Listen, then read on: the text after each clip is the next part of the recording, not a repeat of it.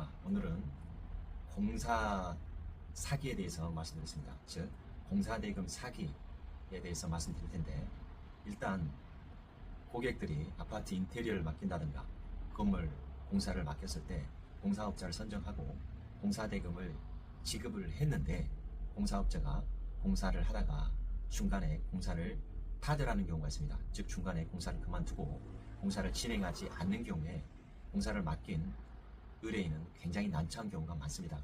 그랬을 때 과연 법률 사무실에 와서 어떻게 구제책이 없느냐, 즉 해결책이 없느냐 라고 물어보는 경우가 있는데, 일반적으로는 두 가지가 있습니다. 공사를 공사업자가 중간에 타결하면 민사상으로 공사를 그만두게 하고 발생한 손해에 대해서 손해배상 청구를 하고, 또 다른 업자를 선정해서 공사를 속행하는 민사상 해결 방법이 있습니다. 그런데 민사상 해결 방법을 선택하면 공사업자로서는 형사상 처벌을 받지 않게 되는 것이고, 따라서 훨씬 프레스, 즉 압력을 덜 받게 됩니다. 따라서 고객들은 법률 사무실에 와서 공사업자를 더 혼내줄 수 있는 방법이 없느냐라고 문의하게 되는데, 그 방법이 바로 공사대금 사기라는 겁니다. 과연 공사대금 분쟁에서 사기죄가 성립되는지, 아니면 그냥 일반적으로 민사상 손해배상 책임만 지는지, 이 여부가 문제됩니다. 그거에 대해서 제가 말씀드리겠습니다. 공사업자가 공사를 중간에 그만두면 사기죄가 될 수 있는 기준에 대해서 말씀드리겠습니다. 법원에서는 일단 공사 대금을 받았을 때 그 공사업자의 재정적 상황을 살핍니다.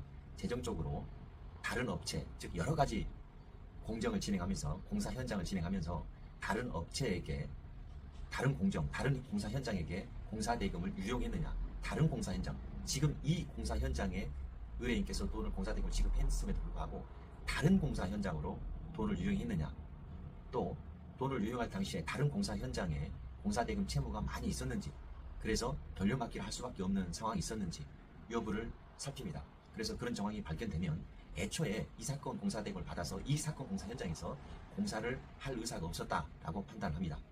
두 번째는 공사 대금을 받고 나서 공사업자가 공사를 진행하는데 기성고가 과연 50%를 넘었느냐, 아니면 50%도 되지 않고 중간에 그만뒀느냐 라는 점을 살핍니다. 만약에 공사업자가 70 내지 80%에 이르는 기성고를 공사를 완공을 했다면, 그 공사업자의 행위는 애초에 공사를 진행하지 않으려는 생각, 즉 공사대금을 편취하려는 생각은 없었다라고 판단을 해서 보통 민사상 건축분쟁으로 해결하라고 권유를 합니다. 그렇지 않고 공사업자가 공사를 그만둔 순간에 보통 20%, 30%, 40%에 그치고 나서 나머지 공사 대금에 대해서 공사를 진행하지 않았다면, 애초에 이 사람은 이 사건 공사를 마무리할 생각이 없이 공사 대금을 받았다라고 판단을 해서 공사 대금 사기로 의유를 하는 경우가 많이 있습니다.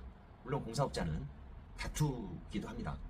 이 사건 공정이 20%, 30% 하는데 내가 볼 때는 70% 했다라고 주장을 하는데, 그것은 법원에서 또는 수사기관에서 그 남은 공사에 대해서 다른 공사업자의 견적서를 받아서 애초에 공사대금의 대부분 70% 정도가 남아있다면 그 공정은 20%, 30%밖에 진행되지 않은 것이다 라고 판단을 하고, 또 실제로 공사가 중단된 당시에 공사 현장의 사진 같은 걸 면밀히 검토를 해가지고 공사업자의 말이 신빙성이 있는지 여부를 따져서 공사대금 사기죄로 의율할지 여부를 결정하게 됩니다.